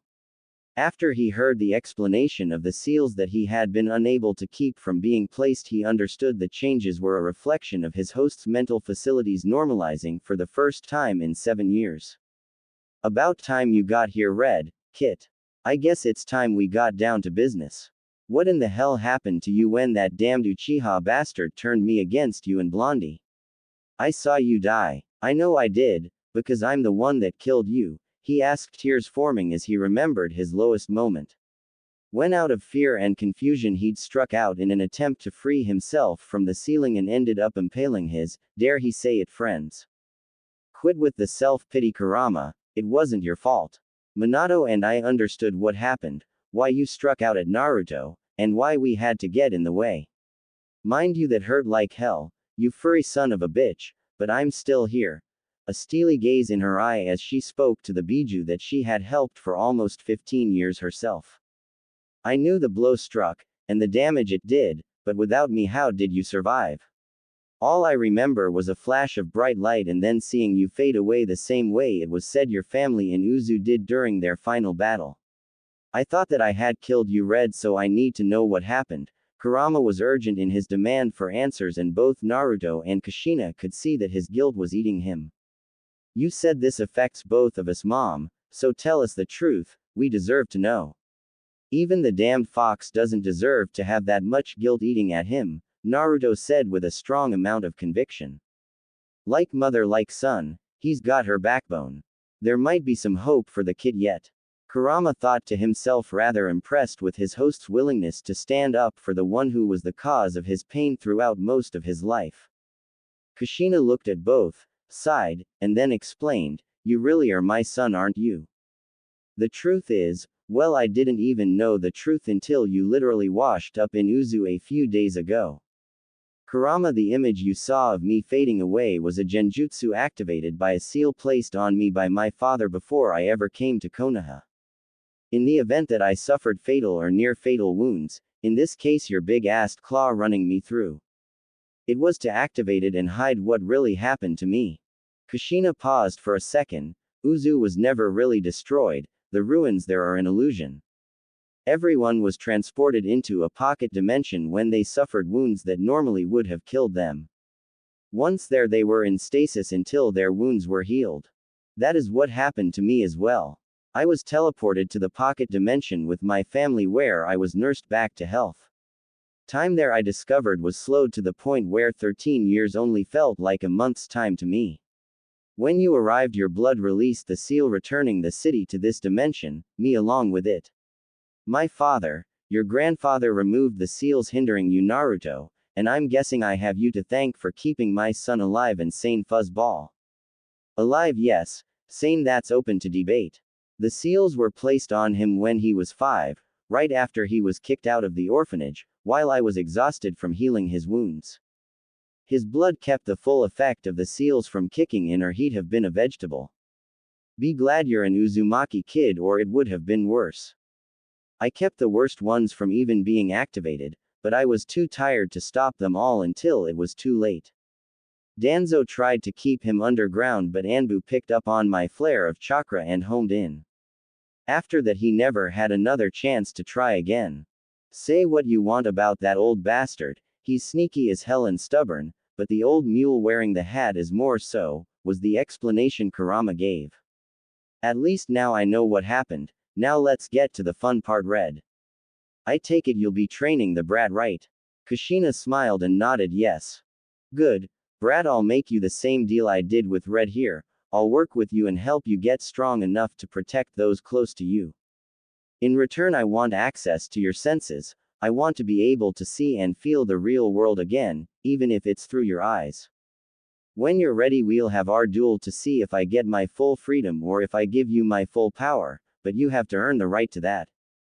Red won't let me take control so that's out, but that doesn't mean I like living in a cage. Red here will give you instructions on how to reshape this place and train you how to use my strength. I'll teach you my tricks, and show you how to become stronger than you ever thought possible. My final price is you find that damned Uchiha who caused all this and rip him a new one. Deal. Deal, was Naruto's reply. Why Kurama, you old softy, why the change, other than my return that is? Kushina asked with a laugh. Don't get me wrong Red, if you hadn't returned he'd have had hell getting to this point, but with all he's been through he's earned some of my respect. The kid's a tough little bastard, too stubborn to quit, much like a certain redhead I know, and too tough to go down, like a certain blonde bastard I used to know. He earned this much on his own, Kurama explained. Good enough, alright Naruto, let's start your training. For starters we'll make this place a bit more comfortable for Big, Fuzzy, and Grumpy there, Kushina stated before she explained how he needed to concentrate and what to picture in his mind to change things. An hour later the mindscape had completely changed. Gone was the cage, the castle and the walls. In its place was an open field with rolling hills and a giant mountain complete with cave. In the cave, on a giant feathered bed in front of a huge TV, Kurama sat with a large spiked collar. On the collar hung a single medallion with the kanji for seal written on it. Kurama smiled as he watched the outside world through his TV and thanked both before they exited. By Kami, she still remembers. This should be a fun ride. I wonder if he is the one father told us about. Guess only time will tell, he thought as he drifted off to sleep. I think that's enough for one night, brat. Let's go get some rest. Tomorrow you'll need it, Kushina told Naruto with a grin as they headed back to the house. Neither noticed Kakashi as he removed the illusion covering him. He watched them walk back with a smile. Kushina, it's good to have you back. We all needed him more than most. Give him hell. He thought as he followed his only family back. The next morning, off your SS and on your feet, breakfast is ready, get down here and eat. Was the shout that woke Team 7 up. Naruto was the first down to the table and attacked his food with a vengeance as the rest of his team made their way over. Hey Baka, save some for the rest of us. Sakura shouted at Naruto. What was that? Came a dark voice from behind her. I don't quite think I heard you correctly. Care to repeat it, dear? Asked the voice again, causing Sakura to shudder in fear. Now Kushina-chan, I'm sure it was an honest mistake, right Sakura? Kakashi's voice came from the couch. Surely she and Sasuke haven't forgot what happened yesterday already, have my cute little genin. No Kakashi-sensei, came the quick response from the aforementioned genin. Kaka-kun, here, take these and test those two while I deal with my son. Don't let me catch you slacking off either. Naru-kun, be a dear and send about 20 clones to the bridge and keep an eye on things. Help out as well if they need it, but other than that you're coming with me, Kushina told Naruto as she handed 2 chakra testing slips to Kakashi. I've got a challenge for you, Kaka-kun. And what would that be, Kushina-chan? That by the time we get back we have this team ready to beat any other genin team in Konoha. You take those 2 for the first 3 days and get them ready while I on my brat and the girl Haku. After the 3 days we'll combine the group to get them used to working together. Why Haku? Kakashi asked. I know Zabuza asked you to look after her, not that you gave him any choice, but what part does she play in all this? She'll be teamed with you and me against the brats to test them all before we get home. Trust me, with the shitstorm that's coming they'll need all the training they can get. Go with Minato's heavy hitter plan. Kushina laughed as Kakashi slightly paled. That far? Kakashi asked. Yup. Whip em into shape, they'll need it, was her response. Alright, Sasuke, Sakura, each of you take one of these papers and channel chakra through it. We're gonna find your elemental affinities, Kakashi said as he handed his group the papers. Sasuke's immediately crinkled up and started to smolder a little while Sakura's crumbled apart. Okay, well, there's some good news, Sasuke, you have a strong lightning affinity like me, and a secondary fire affinity probably due to training your family's jutsu so much. It's a little rare for a genin like you to have 2 affinities, but I have jutsus that you can learn. Sasuke beamed at the news while Sakura smiled at him. Sakura, your affinity is earth, which given your strength makes sense. I've got several earth jutsus I can teach you as well. Hear that, Naruto? Sasuke-kun has 2 affinities, told you he was better than you, Sakura bragged. Sasuke heard this and smiled a bit as he thought, I don't care who his mother is, I'd like to see him top that. Well, Naru-kun, I was gonna wait till we got to our training area, but since your teammates are so curious you saw what they did, go for it. Haku, I'm aware you know your affinities, mine are lightning and water, yours are water and wind, correct? Kushina asked as she handed the paper to Naruto. Yes, Kushina-san, Zabuza tested me when he found me, Haku replied from the stairwell. No san crap, Haku, you'll be living with me and Naru-kun here, so screw the honorifics. As far as I'm concerned you're my new daughter, get used to it, Kushina said with a grin as she watched a matching one alight Haku's face. Yes ma'am, was Haku's response before she got an evil idea. Actually I guess that should be Ka-san now, shouldn't it? Kakashi and Naruto laughed as Kushina face vaulted. Oh, I think we'll get along just fine, dear. Ka-san will work, Haku-chan. Kushina responded with a laugh. Both turned back to Naruto only to see everyone staring at the paper in Naruto's hand. Upon chakra being channeled into it, the paper had immediately split down the center, the left side crinkling up and the right turning into a soggy mess. Kakashi looked on with an eye smile as both Sasuke and Sakura's jaw dropped. 3 But how Sasuke-kun only has 2? What's that mean, Kakashi-sensei? How can Naruto have more than Sasuke-kun? He was rookie of the year and Naruto was the dead last. Sakura sputtered out. Well, given that his mother is dual lightning, water affinity, which is common for the Uzumaki clan, and I know his father had wind, lightning affinities, so it's not too surprising. The Uzumaki clan has a history of rare individuals having 3 or more affinities, if I'm not mistaken, Kushina. Kakashi asked. Yes, the last was my father, the Uzukage, who had lightning, water, earth has his affinities. Looks like it skipped a generation, Kakashi. Why don't you send your students outside? They seem a little stunned, Kushina asked Kakashi, who simply nodded and sent Sasuke and Sakura outside. They both looked up when they heard Naruto's voice. Hey mom, why's the paper doing this? The top left corner of the paper that had crinkled had a wisp of smoke coming from it, while the top right corner of the soggy half had smeared mud on the table. Kushina looked up at Kakashi slightly stunned. How is that? Kurama it has to be, Kushina thought. The majority is simple, you have a strong and I mean very strong affinity to wind, water, and lightning, all three of the elements your father and I used. As for the rest I'm not sure, but it looks like you have a small affinity to both earth and fire as well. I'm wondering if that's due to the fox, but for now we'll focus on the major affinities and keep the other two quiet, agreed? Kushina asked. Agreed, the Tem is gonna be mad enough as it is, no need to rub it in any deeper, Naruto grinned as he said that. That's more maturity than I thought you capable of, Naruto, Kakashi remarked. What did you expect, dog sensei? Was the immediate response. Ma, for you too, wait a minute, what did you call me? Kakashi asked, not sure if he'd heard correctly. Dog, your Anbu code name, Naruto said quietly. Thanks for looking out for me all this time, Oni-san. Of course, Otudo, what are big brothers for? Kakashi said with sad smile as he remembered the times he couldn't protect his surrogate little brother. Kushina, I'm headed out, whip him into shape for me, K. You know it, like I'd let my son slack off. She replied with an evil grin. Come on son, time to get the tort. I mean training started, Kushina said as she, Haku, and Naruto headed off into the woods. I know you can make at least 400 clones easily, right? Kushina asked her son. More like about 850 before I started to get a little, I checked.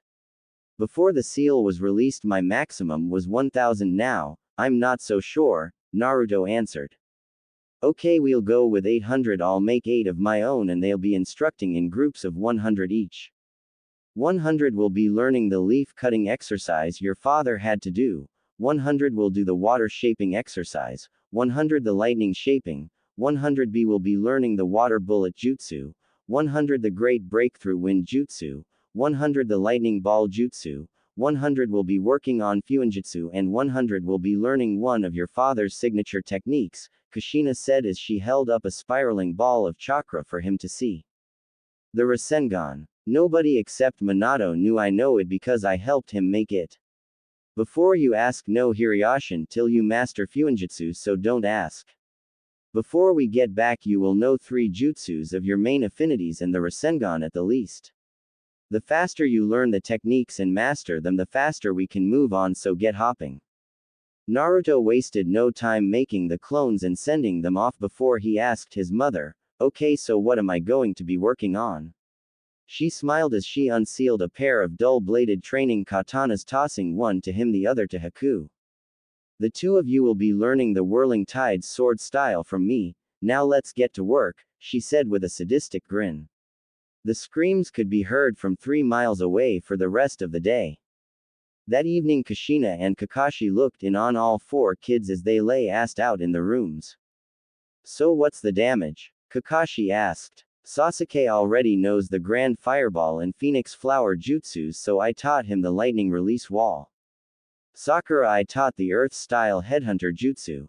After they learned the signs I had them practice them until they could do them in less than 30 seconds. Then I had them test the max times they could use the techniques. 30 times total for Sasuke and 20 times for Sakura. She's working on building her reserves. How about Naruto? Next I'll work on Earth Wall and Lightning Senbon for them before we head back and give Sakura the healing jutsu scroll the villagers gave us. With her control she'd make a great medic. He mastered the water bullet, lightning ball, and wind great breakthrough jutsus. Got 3/4 through the leaf cutting exercise, can mold water into 5 primary shapes, lightning into 4 shapes. He is a fuinjutsu prodigy, the brat took to it like a sponge, I've never seen anything like it. It's only the first day and he can make a perfect class 3 storage seal, and a stage 2 explosive node. It's like Minato on steroids. If the brat keeps this up he'll reach my level in a couple of months. He's also at novice level with the Whirling Tides blade style. The brat could learn to use weapons since he's ambidextrous. The final thing is he's already on stage 2 of learning his father's signature move. Kushina laughed at the look on Kakashi's face. What? Who do you think helped him make the Rasengan in the first place? It's not my fault he can make 800 shadow clones easily and train all day. Naruto has a lot of catching up to do, and the seals being removed lets him learn fast. How fast we don't know yet, but when he hits his limit I'll slow down. For now I'm gonna train him into the ground. Kushina stated sagely. He'll still have to learn the water clone, lightning clone, wind blade, water dragon, lightning dragon, and wind dragon jutsus, as well as mastering his elemental shaping, leaf cutting before we recombine the team. And I'd imagine if he gets those done fast enough I'll teach him a few Uzumaki attacks. Lightning storm and crushing whirlpool should suit him. Kakashi looked at Kushina, shook his head, and smiled. You are one sadistic bitch, Ka-chan, but if you think he can handle it, who am I to argue? Minato would have been harder on him. Oh, and when we get back I need you to get Sasuke's Avenger issue kicked in the head, but it also that if you can do that I can safely teach him the Chidori. Kushina gave him a sad smile. If I didn't help her son Makoto would never forgive me, trust me I'll set him to rights. I'll do what I can, the rest will be up to him, but first I have to deal with a few issues with the council. In Konoha's civilian council meeting. For some reason the entire civilian council had the same deep sense of foreboding at the same time, as though they had angered a sleeping dragon, but in their arrogance shook it off, secure in their belief that they were untouchable. The Hokage Tower. The Hokage looked up from the report he'd had Anbu compile regarding the state of the Namikaze Uzumaki inheritance Naruto was to receive one day, and had discovered that several of the civilian councilors had been siphoning off large chunks for themselves. Half of the amount taken, however, disappeared somewhere else, and if he had to guess, it had been sent to Root. I don't know what kind of hornet's nest is going to be stirred when Kakashi gets home, but the council and Danzo will regret their actions dearly, he thought to himself. Cat, find the bastards who are responsible and send Ibiki a few new playmates. Hi, Cat responded before he sent the message over the radio. Housecleaning is in effect. On the road to Konoha from Wave Country 1.5 weeks later. Team 7 had already said their goodbyes to Tazuna's family and the rest of the village. Both Naruto and Kushina had been surprised to know the bridge had been named the Great Uzumaki Bridge. Kushina and Kakashi had run Team 7 into the ground until the team met their standards. All three genin were at least at a high chunin level. They had learned to integrate their new skills into their teamwork and their roles. Sasuke was a fast strike fighter, quick in, quick out, precision lightning strikes, and the lightning Senbon he'd been taught was what he worked with. Sakura fit in the medic defensive support role, using earth jutsus to both hide and defend herself and her teammates, as well as learning the basics of the mystic palm jutsu contained in the scroll. Naruto was the area effect heavy hitter. With his elemental clones, multiple shadow clones, and large area effect jutsus, he could clear a battle space and shape the battles to come. And then there was the Rasengan that he still needed two hands to do passable, but he knew it wasn't complete. The spar between Team 7 and the team of Kakashi, Kushina and Haku had ended in a loss, but only because Naruto had gotten caught covering his team's retreat after Sasuke and Sakura had run out of chakra. Since they got away but he got caught, it resulted in an overall team loss. Kushina was proud of the way her son had handled himself, and even Sakura and Sasuke were surprised when they'd heard what he'd done after they had run out of chakra. Neither could fully understand why he had done that, even if it was a full-on spar, and his only response confused them more. If this was a real battle I'd do whatever it takes to protect my friends, was all he told them. Kushina had never been more proud of her son. Kakashi had sent a messenger hawk ahead to request the Hokage meet the team outside the village as a matter of importance, and warned him of possible Root attempts to interfere. The message had been received, and when Team 7 was 10 miles out from Konoha they were met by the Hokage, who was escorted by 3 Anbu. Hey Gigi, what's with the early welcome? Naruto asked when he saw the entourage. Well Naruto, your sensei said there were some matters that needed to be addressed away from prying eyes. So Kakashi, what has happened on your mission to merit my meeting you out here? Not to mention the trouble I had getting out of sight for this meeting. I have a hunch it involves young Naruto here, but why are there 2 extra people with you? Hiruzen asked. Well, Hokage-sama, the mission itself was a success even with the upgraded rank. The issue is with one of our 2 guests and how the council will respond. The first is Haku, former apprentice of Zabuza Momochi, now ward of our 2nd guest, and prospective ninja for Konoha. The second, well, I'll let her introduce herself, Kakashi said with a slight grin. That grin only got larger as the collective jaws of the Hokage and his Anbu escorts dropped at the sight of the second person removing her hood. It can't be, I watched her, it had to be a seal, Hiroko, you sneaky bastard. She's back with us and none too soon, Hiruzen thought. Kushina Uzumaki, you are a sight for this old man's eyes. I never thought that it'd be you that returned, but I should have suspected something like this from the Uzumaki clan, he told her. So you found the scroll. Father wasn't sure if you would figure it out or not, but that's neither here nor there. Konoha in general and the damned civilian council plus a few elders have a lot to answer for regarding my son. And believe me, I intend to see that they do answer for it. Any questions? She asked in a no-nonsense tone. Only that you let me record you cleaning out this rat's nest that I've had to deal with, my dear, he said with a grim smile. Oh, and by the way, Kushina, it's good to have you back. Old man, it's good to be back, but I can think of a few people who are going to regret my return, she said with a dark grin. Well, dear, why are we standing here? Let's get to it. Cat, call an emergency council meeting for 1 hour from now. Time to go to work and clean some house, Hiruzen Sarutobi, Sandaime Hokage said with a grin as the group headed towards Konoha. On the road to Konoha ahead of the rest of the group. Just so you know, old man, my son will be in the council as well as me, Kushina told the Hokage with a sadistic grin. At the bare minimum, the civilian council has a lot to answer for regarding my son, and they will damned well do so. You really are going to push every one of their buttons, aren't you? Hiruzen asked her with a smirk. I have to ask though, how far are you willing to go? You do realize the laws I put in place regarding your son, right? Kakashi told me, and I told Naruto the truth about his family, both sides of his family. Before you say anything, according to Kakashi, I'm listed as dead, therefore am off the Konoha ninja registry. I am however still listed as an active ninja for Uzu. This means that I fall under the direct orders of the Uzukage. This letter should explain everything, said Kushina as she handed the Hokage a scroll from the Uzukage.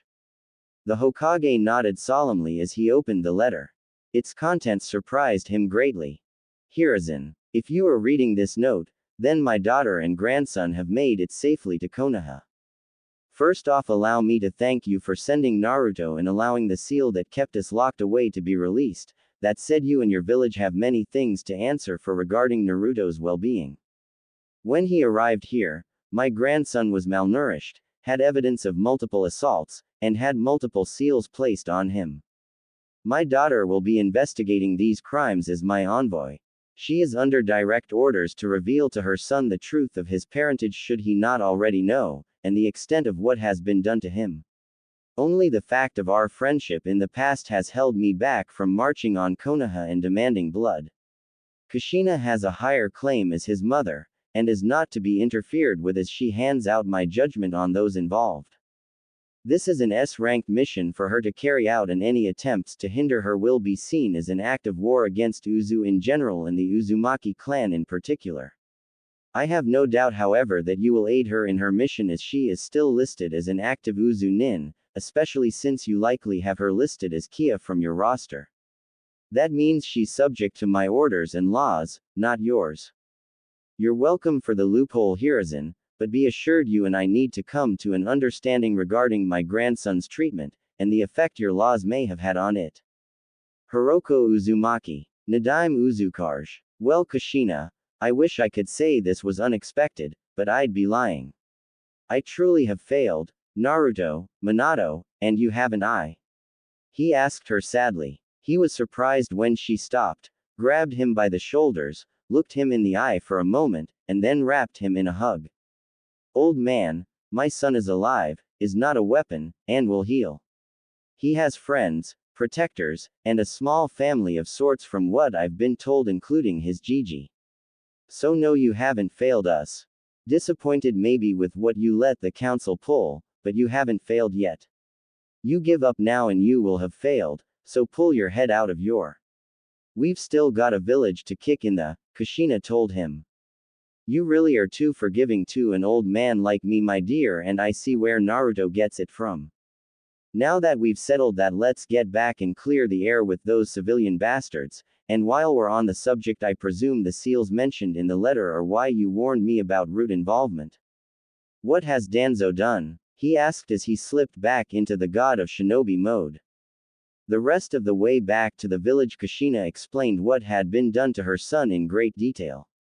As they reached the gates, he had Kushina and Haku place Anbu masks on themselves so as not to be recognized. Kakashi, take the remainder of your team, and young Haku to your regular training grounds until this matter is finished. Naruto, I need you and your mother to come with me to the council chambers. No one is to speak of who you returned with on my direct orders, understood? Hi, Hokage-sama, Kakashi replied. All right, let's get out of here, he told his charges. Why does the Dobi get special treatment? He shouldn't be going with the Hokage. If anyone should be getting that treatment, it should be me. I'm the last Uchiha, damn it. I'll figure out his secrets and then he'll be forced to give those secrets to me.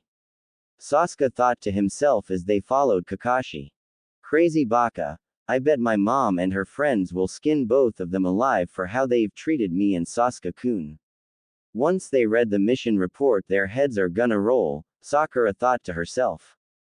Kakashi looked at his students, and guessing the direction they were thinking, decided to head them both off at the pass. Despite what you may think, the civilian council has no power over either Kushina or Naruto. Naruto falls under the Hokage's command, and Kushina has been listed as Kia for over 13 years here.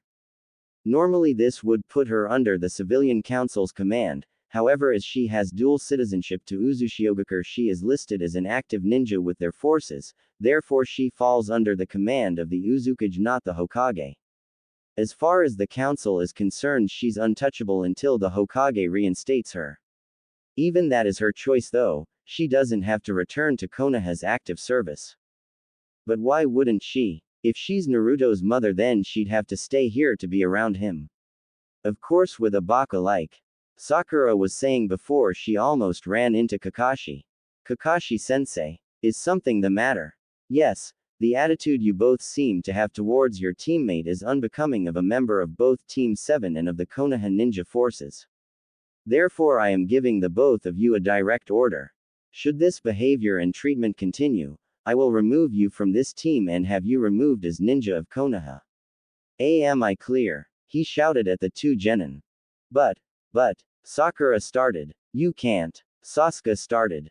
I can and I will, as your Jonin-sensei, report you as unfit to continue as shinobi for Konoha, and the Hokage will support my findings. You, Sakura, have a fangirl attitude, a complete disregard for the safety of one of your team members and an obsession with the other.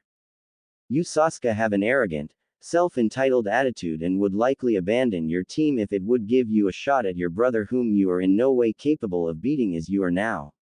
If I so desire, I can have you both examined by Inoichi and he will confirm my findings. Shut up, shape up, and grow the up, both of you, Kakashi shouted at both of them. His anger at their treatment, at the village's treatment as a whole of Naruto, finally forcing his temper to surface. Let's follow our orders, and get to the training ground on the double, he told his stunned team. They nodded quickly and followed after, unsure of what exactly they had done to warrant their sensei's uncommon bout of temper, and unwilling to provoke it any further. Council chambers. Danzo Shimura was not a happy man. Over the last week he had been receiving reports from the civilian council that disturbed him. First there was the report of several council members' accountants being arrested for no reason. Then several of those members had found their accounts frozen this morning. There was also the increased activity of the Hokage's personal Anbu seen carrying out various investigations, and many civilians that owned or operated businesses that had been known to overcharge, mistreat, or deny any service to the demon brat were brought in for questioning. His own root agents attempted to follow the investigation but were forced to withdraw as the Anbu were showing signs of being aware of their presence. He had also lost contact with one of his agents in the field who was assigned to watch the Hokage. This disappearance and the actions of the Anbu were what he had been currently investigating before the emergency summons arrived. Surely he couldn't have found out. After all this time. No, if this was about Root he'd have approached me in private. At least as long as this is a full council meeting I'm safe. My pawns in the council are unaware, and I have both Fu and Torun here to watch my back. Here I am untouchable even to the Hokage. So now we just need to figure out what's going on with this summons. I wonder if it has anything to do with the Demon Brat's team returning a little while ago. Danzo pondered. He looked up from his thoughts as the door to the chamber opened and 3 individuals entered. 2 he recognized as the Hokage and Naruto Uzumaki, the third was wearing a blood-red Anbu mask. Maybe he finally stepped far enough out of line that the Hokage is going to give him to me for training as a weapon. It's what he should have done long ago, Danzo thought while fighting a smirk at the thought. This chamber will come to order, the Hokage shouted banging on the gavel. What's going on? Why have we been summoned? A fat merchant counselor asked. What's the big idea? I had plans, and why's that thing here? Spat a member of the banking association. It has no business here, Hokage-sama, so why do we have to suffer its foul odor? Asked another councilwoman. I believe I called for order, did I not? The Hokage asked, leaking a small amount of killing intent into the room. The civilians began to sweat a little while the clan heads began to wonder themselves why young Naruto was present in the room. Hiyashi Hyuga was the first to come to enough of a conclusion to ask, Hokage-sama, has there been a crime committed that would require young Uzumaki to come before us? Funny that you should ask that. In fact, yes, there has been a crime, many crimes committed. None of them by Naruto here, but in fact against him and his family. Silence. He shouted as the civilian council attempted to protest. One of the more prominent counselors chose not to listen and made a fatal mistake. The only crime committed is that the demon brat is still alive. He shouted. Before anyone could say another word, a metal claw attached to a long chain ripped the counselor's heart from his chest. The rest of the council was too stunned to say anything, and none noticed as the claw retracted underground to return to the still masked Kushina. A large amount of killing intent filled the room, causing many civilian counselors to fall unconscious, many others to defecate themselves. Please, Hokage-sama, you've made your point, you can stop now before they all pass out, Danzo said. Who said it was me doing it? Hiruzen asked Danzo. This caused the rest of the clan heads to search for the source. The civilians that had come to immediately began to blame Naruto, only to have the Hokage silence them again. Hiyashi Hyuga activated his Byakugan silently to search for the source. When he found it emanating from the Anbu next to Naruto, his interest was intensified. As he tried to identify the Anbu, he was stunned to see the mask turn to face him directly, allowing him to identify her. His reaction caused Kushina to nod as she realized he recognized her, and she used the Anbu hand codes to tell him to sit back and enjoy the show. Too stunned at the revelation, all Hiyashi could do was nod. Shikaku Nara noticed both Heishi's actions and the hand code he was sent and decided it was too troublesome to intervene. That's enough, my dear, please stop, Hiruzen told her. Kushina's amusement at the civilian counselor's predicament ended as she stopped the key she had been flooding the room with. I believe the application of the law where young Naruto is concerned has been enlightening for the rest of you. He asked the civilian council. Carrying on, he looked at the entire council and decided to end the farce. The reason the council has been summoned here is because it has come to my attention that the civilian council in general and several members in particular have taken it upon themselves to bring about the beatings, muggings, and robberies of Naruto Uzumaki, or as you told your cohorts, the demon brat, to include the theft of a large portion of his inheritance. At this revelation, a group of 12 counselors began to fear for their lives, and tried to think of a reason to leave. All 12 looked up to find Anbu standing directly behind them. Each of you have been found guilty and sentenced to death. However, the Anbu behind you are simply to prevent you from leaving. You will now be questioned regarding your involvement. Please go ahead, he told Kushina. What was the reason for having Naruto Uzumaki beaten and attacked as a child? She asked. To drive him to our benefactor, or with luck to have him killed. They responded, looking shocked as they did so. For what reason would you want him dead? He was only a child at the time, no threat to you. Was her next question. He's the Kyuubi, a demon, and killed many of our family members. He deserved to die, was their shocked response. None of them could believe that they were telling the truth. And the theft of his inheritance. Came another question. He's a demon that doesn't deserve the money. It went where it could actually do our families and benefactor some good, they replied in tears. Those sorry bastards. I hope she makes them squirm, Naruto thought to himself. Just wait, Kit. If I know your mother, she's got a plan. I bet you didn't notice all the chairs that have seals on them, did you? Kurama asked his container. Not at first, but you know just as well as I do, Mom has been beating it into my head that situational awareness is a must. Looks like most of the clan heads have figured out the seals on their chairs are simply to keep them from getting involved. Danzo, on the other hand, hasn't quite figured out there are several seals on his chair too, Naruto thought back in response. Kushina nodded and watched out of the corner of her eyes as Danzo was silently squirming in his seat.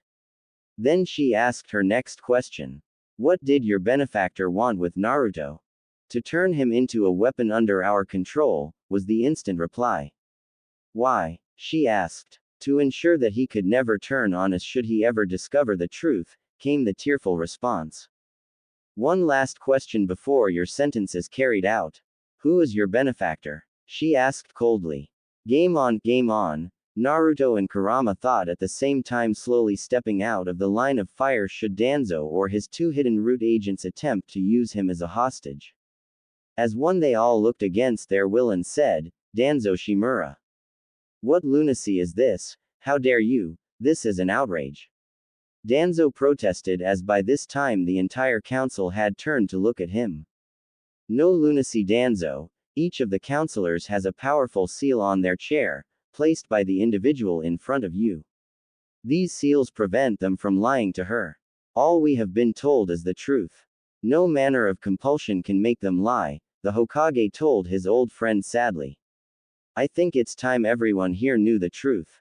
Naruto is not an orphan, at least not anymore. His mother has recently returned to us. I believe you all know her as, he said as Kushina removed her mask. Kushina Uzumaki Namikaze, wife of Minato Namikaze, mother of Naruto Uzumaki Namikaze, ambassador of Hiroko Uzumaki, Nadaime Uzukage of Uzushiogakure. And the last thing you pieces of filth will ever see, she said coldly as she executed the counselors she had been questioning.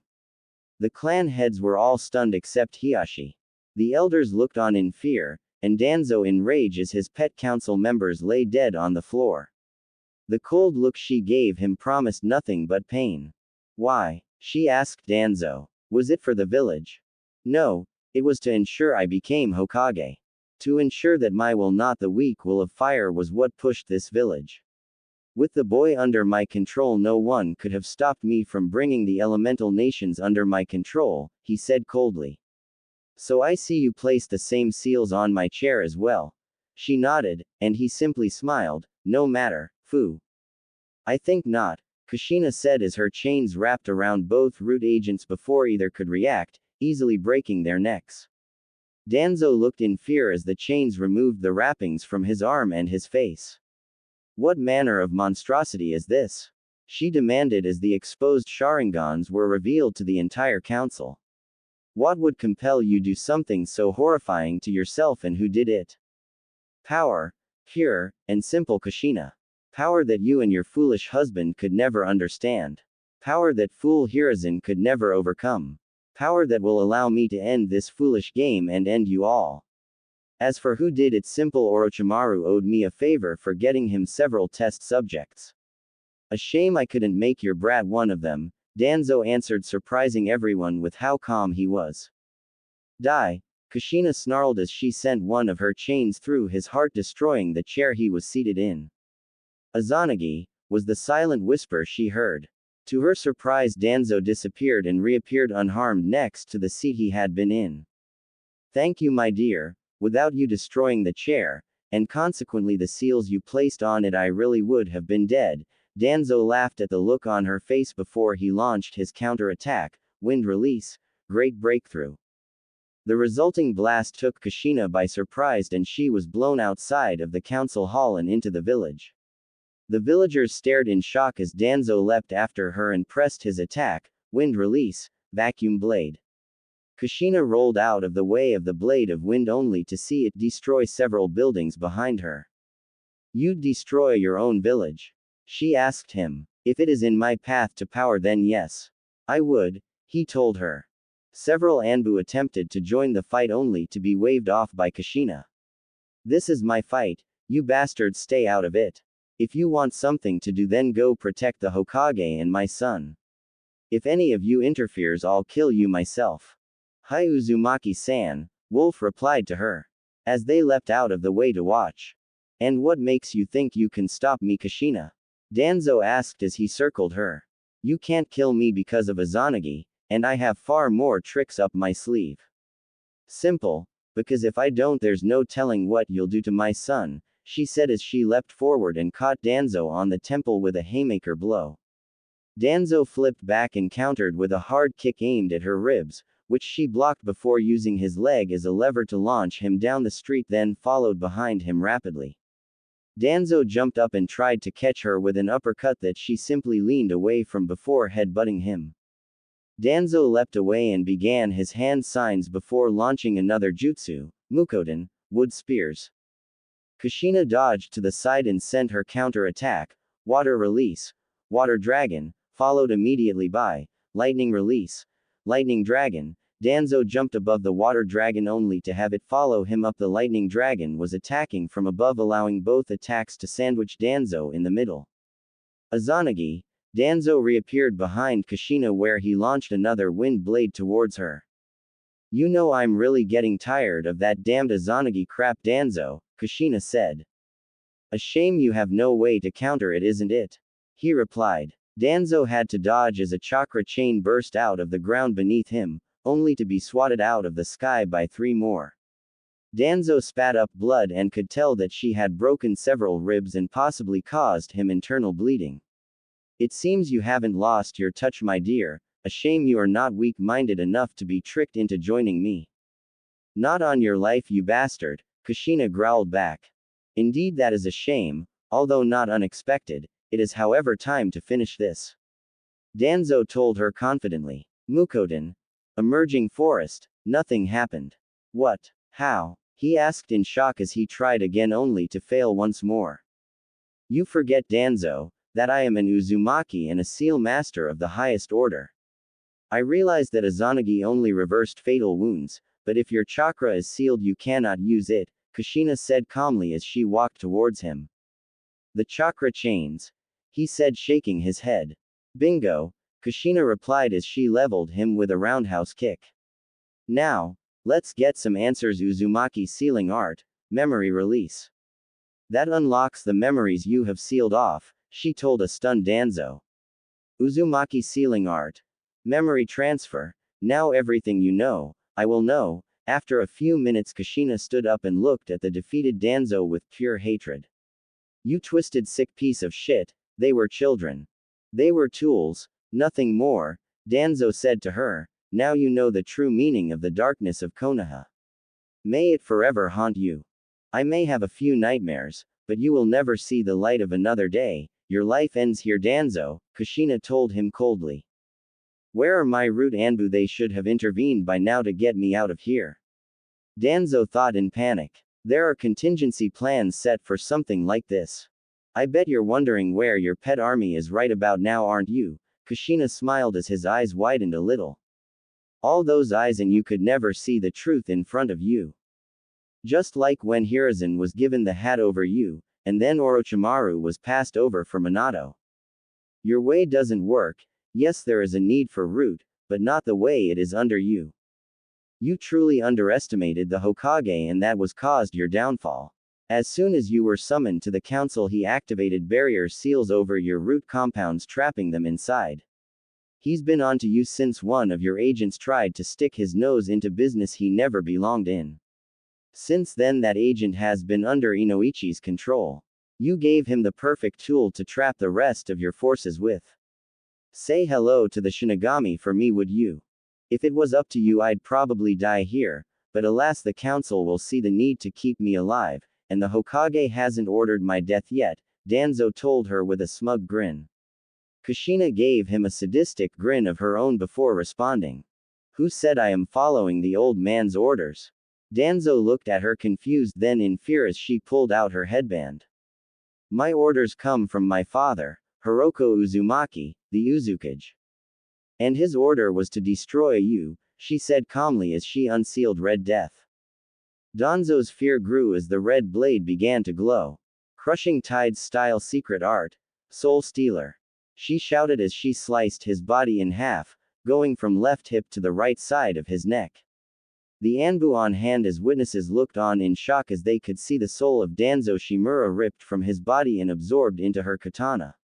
Kushina looked at them, grinned as she sealed Danzo's remains into a scroll and headed back to the council's chambers. Flashback. Team 7 training grounds at the start of the battle. Sasuke, Sakura and Haku all looked up in shock as a massive flare of chakra was felt coming from the direction of the council chambers. Kakashi-sensei, what's going on? Are we under attack? Sakura asked, unsure of what else to do. It has to be the Hokage himself. No one else is that powerful, and now there are two of them. We need to get there fast, Sasuke shouted as he tried to head towards what he knew would be a battle. If I can get there fast enough, I might be able to use the Sharingan to gain more power, he thought to himself with a grin.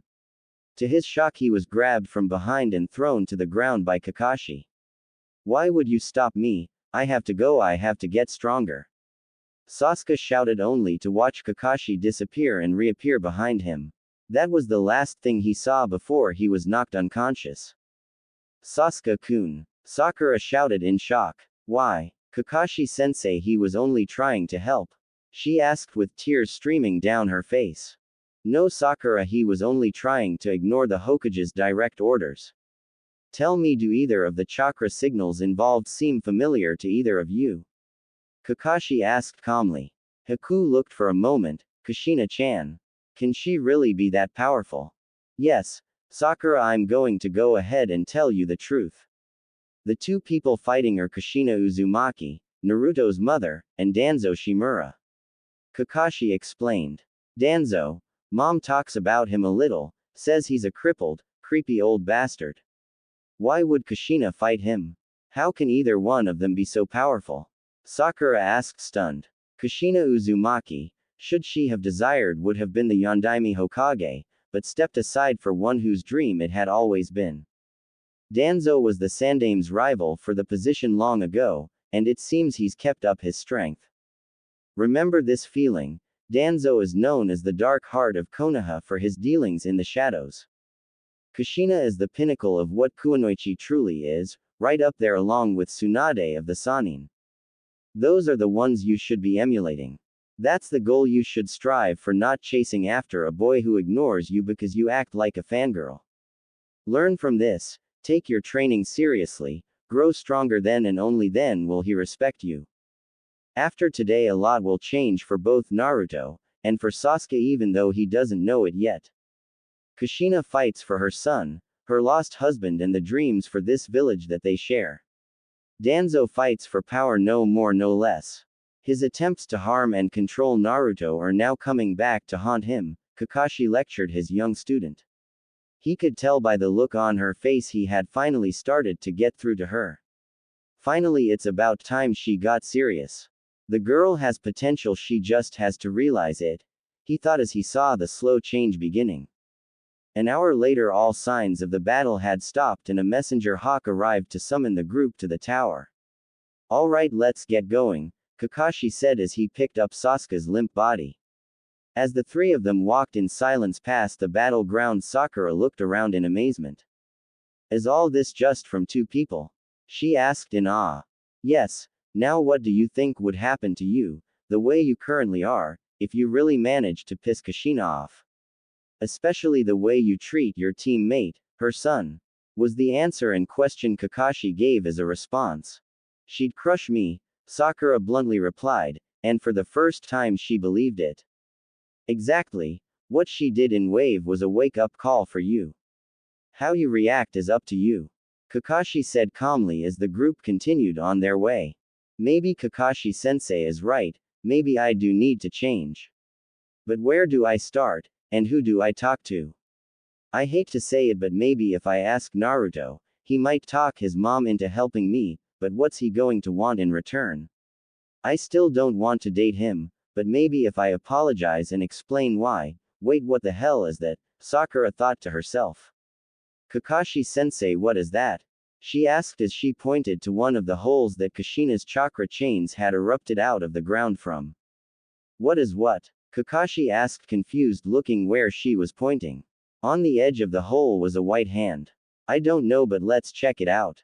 When they got to it, they noticed an albino-looking man that had a massive hole in his chest. I think we need to let the Hokage know about this, Kakashi said as he sealed the body. Let's hurry. He told the girls as they sprinted to the tower. Council chambers. 10 minutes after the battle. Danzo Shimura has been found guilty of crimes against both the villages of Konoha and Uzu. His execution has been carried out upon the combined order of the Uzukage Hiroko Uzumaki by Kushina Uzumaki, Hiruzen told the assembled council. Way to go, Ka-san, Naruto told his mother. What about his body? Sume Inazaka asked. Sealed by myself until it can be safely destroyed. Elders Homaru and Kaharu, I take it your heads are feeling a little clearer. Kushina asked. Both nodded affirmative. That's good. As many of you are now aware, Danzo Shimura has been controlling much of the council by use of a Sharingan I obtained after his root agents murdered Shushi Uchiha. From this point forward, all those on the civilian council who were under Danzo's control, you will relinquish your seats on the council. Also, the truth of Naruto's parentage will be announced tomorrow. Tonight each of you will announce to your clans and families that the person they have neglected and mistreated for so long is the son of their greatest hero. He will also be granted his inheritance, and should she so choose, Kushina Uzumaki will be allowed to return to active service as a Konoha shinobi, the Hokage told the council. That said, this meeting is adjourned. As the council left, Kushina was approached by Hiashi. It is good to see you after so long, Kushina, and when you get some time, please come to the compound. I am sorry to hear what happened to your wife, and thank you for what you've done for my son. This evening we are free, so how about 7 for dinner? Kushina asked. That would be acceptable. I think it's time the elders learned of the plans we had set so long ago. We'll see you for dinner, and Naruto, I believe my daughters will be happy to see you, Hiashi said as he walked away. Mom, what was that all about? Naruto asked. You'll see at dinner. For now let's head home, Kushina said with a grin as they walked towards the Namikaze mansion together. Wait, what about Haku? Naruto asked. The old man is having Kakashi bring her home after he debriefs her. Kushina grinned. Don't worry, your new sister will be fine. I promise. The pair walked to the Namikaze mansion together. 10 minutes later, Hokage Tower. Kakashi, I trust you were all safe throughout the unpleasantness. And is there a reason young Sasuke is out cold? The Hokage asked the group. Hi Hokage-sama, we were safe throughout. As for my young genin, he made the mistake of trying to involve himself in the battle. That, however, is a minor matter. On our way here we made a discovery at the battle site. Tell me if you've ever come across anyone like this. Kakashi asked as he unsealed the body. What? No, who is that? The Hokage asked. I was hoping you knew, Kakashi replied. Everyone looked on in shock as the body decayed and fell apart. What in the world? The Hokage asked.